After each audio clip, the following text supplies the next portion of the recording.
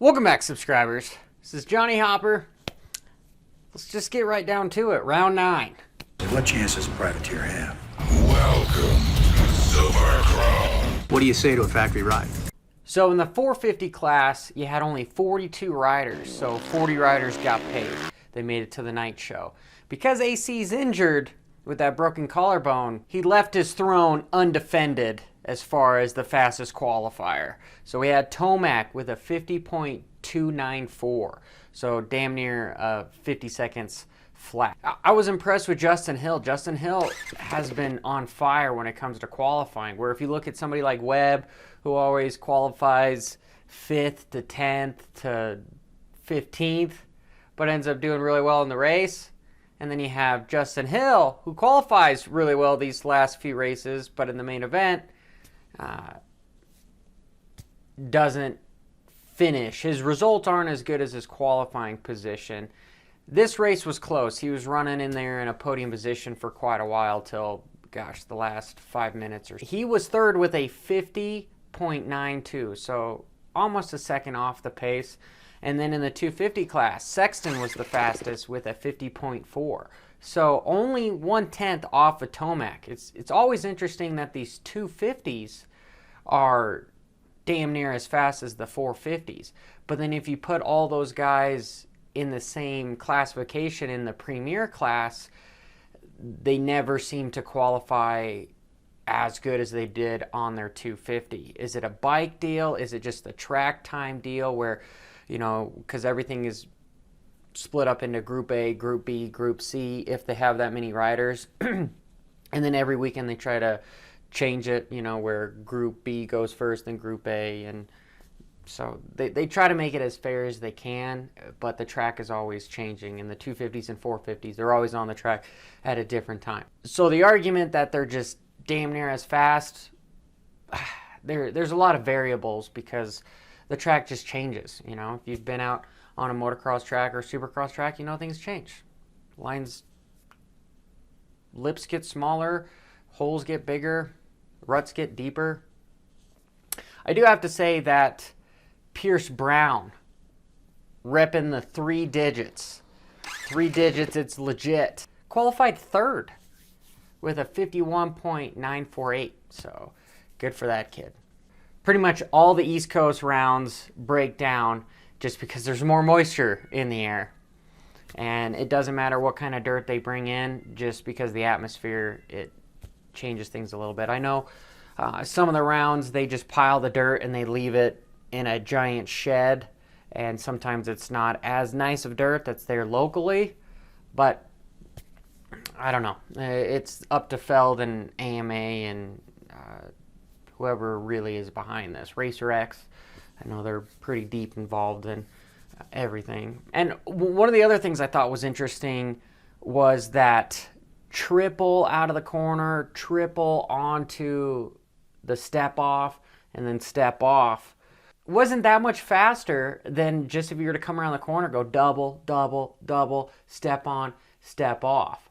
You know, that would be the line that I would be taking, that triple on top of stuff. Always tripling on top of stuff always scared the crap out of me, because you had to be very committed when you land to be on the gas and kind of preload off, because there's another obstacle coming. I much rather just the downside something on a triple than landing on to a tabletop. Sounds silly, but and that one just shot you freaking to the skyscraper, and on your way down, if you had stock suspension, that thing would just implode and you'd bounce, and there's no way you'd get any drive off of it. But these guys had such stiff suspension that they could have that hard landing and not have that bike bunny hop on them and, you know, rebound on them, where it would just kind of soak it up, and then they could get on the gas and actually gain traction to jump off. I thought that just showed how stiff the Supercross stuff is. If you guys can ever get to somebody that has a Supercross bike, try to feel their suspension. You need like 2 people to try to hit the hole shot button on these things, because they're so stiff. And the metal gates, I know I haven't talked about this before. I personally think it's taking away what made Supercross and motocross. And also, it kind of takes away the advantage of your heat race. It doesn't make it, it's not as rewarding to finish well in the heat race when you know that whatever behind the gate is going to be the same for everybody.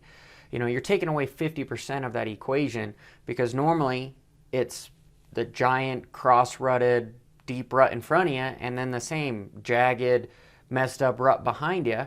So if you're the first guy, you could pick the best one that you want behind the gate as well. I don't know. I know everyone FIM, everyone's going to this damn metal gate. Do I think it's better than concrete? Absolutely. But I don't really, God, I'm blabbling on. I don't really like it because of just the soft clay of the track, just the terrain, how soft the actual track was. You saw guys searching lower and lower and lower. Even before the whoops, you saw these guys go 4 or 5 ruts lower, you know, because the top 3 are really, really deep. That was the fast line. Now they're trying to stay out of that rough stuff. And it was a little bit tight. Like all the ruts, you know, got really low. We were trying to find those smooth lines, and I'm sure we've all done at the motocross track. You go into a line and it's super rough, then you start searching for a smoother line. The pros do that exact same thing. They just do it faster. And I did like that split lane section. For once, this split lane looked as if it was faster up front for the inside and then slower in the back because it set you up on the outside. Slower right at the start for the outside, but then faster at the inside because then you tripled in and you had more momentum. You could go wide or you could go to the inside. I really liked that. I thought that was a good move on Dirtworks for building that. That was entertaining. It'd be cool if we get more of those moving forward. So let's just talk about web a little bit. All right, so this is a tender subject coming up. I need one of those alerts. I need to make something.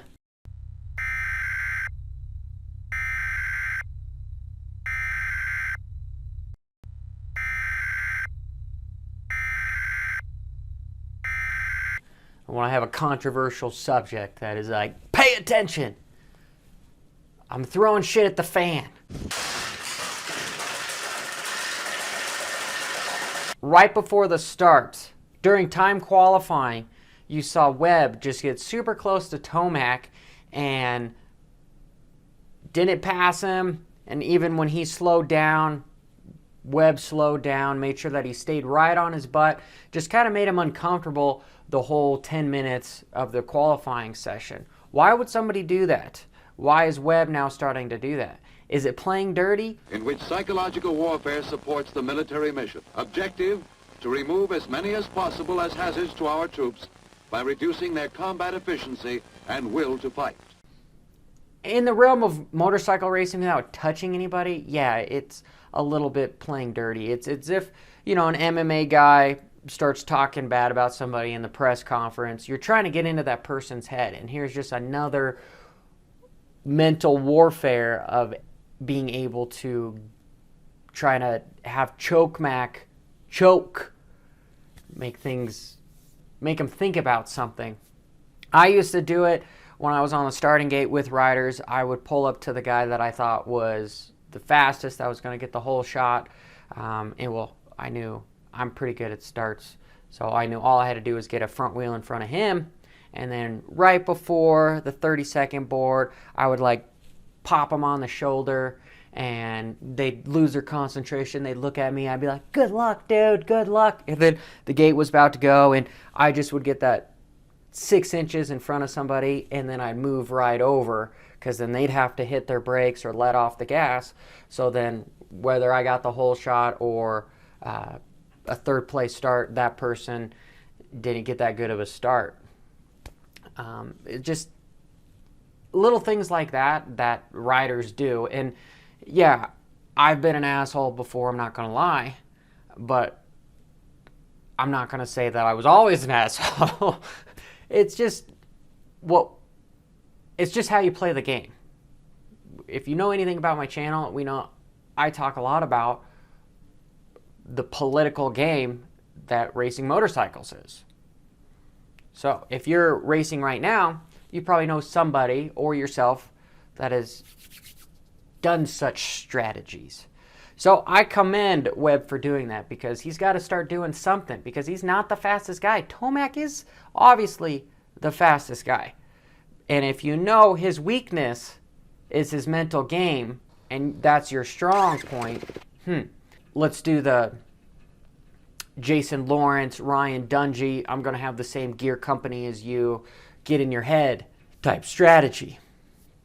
And then the other thing I wanted to talk about was his magnetic therapy, which was the pulse electromagnetic field therapy.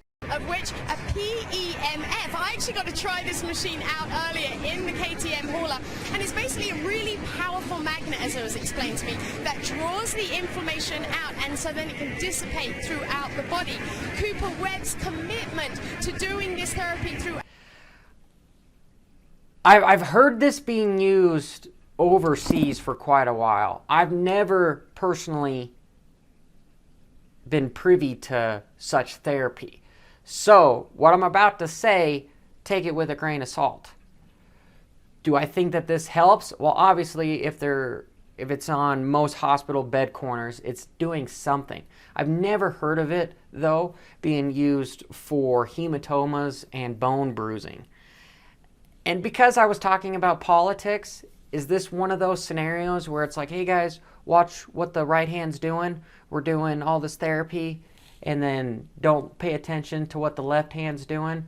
We're going to dope you up with something, help you heal faster. Don't pay attention, however. Keep your eyes on the right hand. Left hand, doing stuff behind the scenes. Magnetic therapy, don't pay attention to this. I don't know. It's controversial, and I've never been in those rigs. I've just known what I've done personally and what was accessible to myself. And these guys, there's a lot on the line. So it would make perfect sense that these guys would be doing special therapy, special cycles to try to help themselves heal, because it's not so much about fitness. It's also about the longevity of maintaining injuries throughout the 17 race series. So take it for what it's worth. I want to know what you guys think in the comments below. I'm just starting a conversation here. I do know where his training facility is. Because we're talking about Webb, that last lap and a half, 2 laps, was just magnificent. It was epic. My jaw was dropped. I was going, I can't believe this is happening. This guy starts 10th. How in the hell does he work up to 3rd? Yeah, he had some gifts between Hill, Anderson, Wilson. You know, they all kind of get together because they're racing close together and they kind of slowing each other down. Just Webb's sheer racecraft. This is how this guy gets this stuff done. This is what I think champions are built, and obviously what Roger DeCoster over at KTM thinks as well. Why they even hired Webb is because of the shit that he pulled this last weekend. You know, those last couple laps. Goes on the outside of Martin, knows Martin is going to try to take the inside, run him high. He cuts down in between Tomac and Martin, and then moves back up high to block Martin, and then through the next section covers the inside and then sees Tomac on the outside, so then just whiskey throttles it to the outside and then whiskey throttles it through the whoops, which those whoops are insane, let alone having no drive on the inside and just hold it pinned. It just left me in awe. He was definitely a hero after that whole scenario. Would he have been a zero if he would have crashed? I don't think so, because it was still so epic what he was doing, especially with his so-called injuries right now. And nobody's talking about Martin, dude. This guy, Team Tedder, they're obviously getting some sort of factory parts because he's consistently faster than a lot of the actual factory riders. And he was in a podium position damn near the whole entire race. Sucks for him, but he's got more to gain. He should be proud of himself because of what he achieved. I didn't think Martin was going to be a podium contender. No. I think maybe if I was wanting to... He wants me to send nudes. What do I do? I'll move on. The send nudes joke has been done too much. We're going to just move on to that. So good for Martin. And then the next guy, obviously, to talk about is Tomac. But hold up. Did you notice that Kenny Roczen won the race? Amazing heat race, qualified second, and then won the race. But he got no TV time. Sucks for him, but happy he won the race. Yeah, no, I really had no idea. I just had tunnel vision, to be honest. And I think that's for sure the way to go, especially once you have a little bit of a gap. Tomac. This dude's creating a lot of enemies with Baggett, Barsha. It's interesting. Nobody's going to boo Tomac because he's arguably the most popular rider. He's not a French rider. I made a good clean pass on Eli, and then yeah, like if someone physically hits me so hard and hurts me, I'm not happy with it. So I thought the pass he put on me was stupid, and then he did a pass on Baggett and cleaned him out, and so. Yeah. Someone's just as crazy as you and doesn't give a shit. I'm good all year. Dirty one. You got all year. I'm only saying that because it's true. This dude, everybody is absolutely in trouble if he gets a good start. We saw it in his heat race, wins by 9+ seconds. Guy's dangerous. If he's left to his own devices, nobody's there to get in his way. But what happens when he gets a bad start?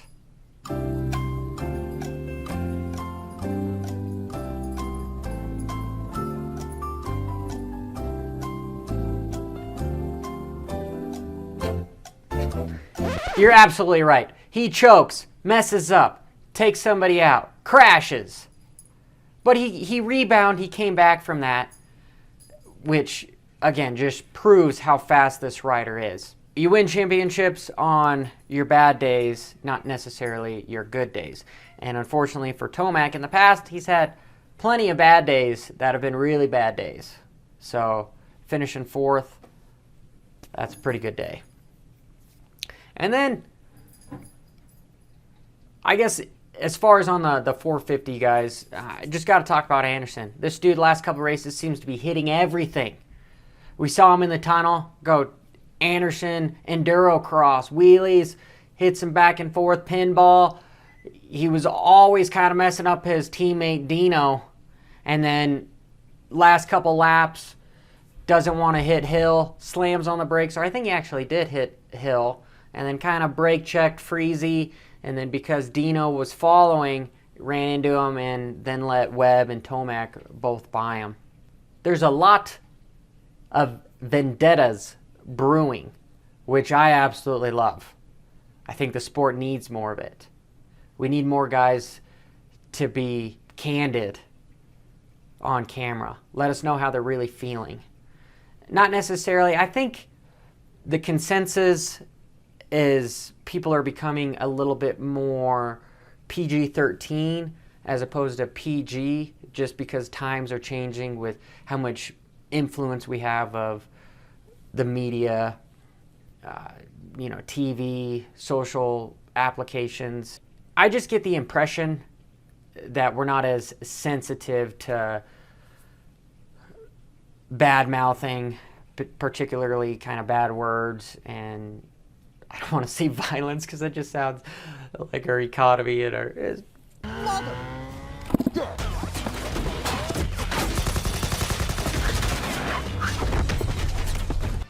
Someone's not counting. 6. Violence is a wrong word to use. But I hope you guys understand where I'm getting at this. I just remember when I was growing up, 10, 13, I wasn't exposed to as many hard topics and sensitive content as children are today. So I don't even know why I put that in here. So let me just talk a little bit about the 250s.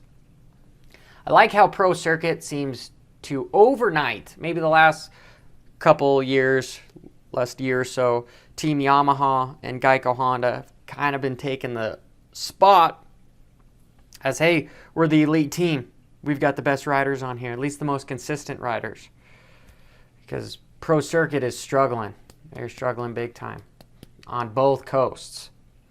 And Shane McElrath's podium speech, just going to touch on this just a little bit. He got third. And so it was really tough, really disappointing, but man, the Lord's really using these times to grow me as a racer and as a man, and it's not fun, but we're gonna go back to work this week.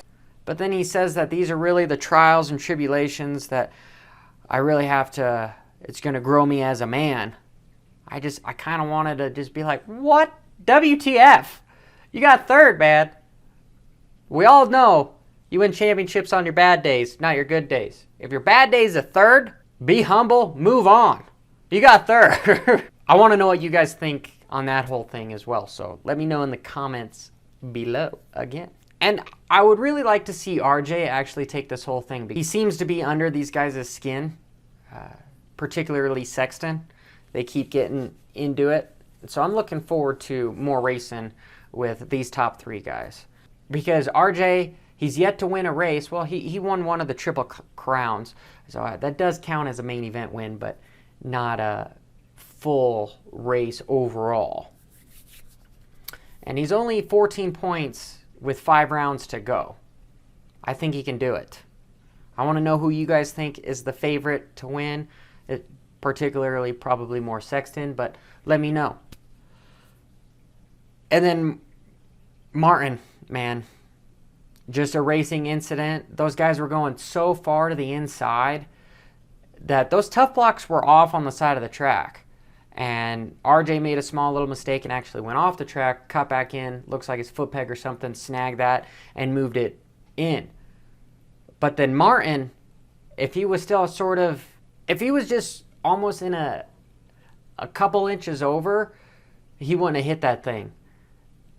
That was, tough block landed on the very far inside. And when he landed on it, man, it took him out. If this was hay bale, he would have just been able to accelerate right through that sucker. There just would have been hay everywhere. But it's a tough block, so a little bit more expensive. And that's a bummer for him. And again, these guys only have 5 races, so he's more in a hole now. But I do think that he will probably end up with at least 1 W in the next 5 races. I think it's going to switch up. Sexton's now 1-2. I think this next weekend at Daytona, this is a difficult track. The guys that are better at motocross, I think are going to do better. Somebody like RJ. So, I'm done once again. I don't know how many minutes this is. Whew. Yep, my cat's talking to me. What's up, Sprock? Yep. Yeah. He's telling me to shut up. I think that's what that was. Bro!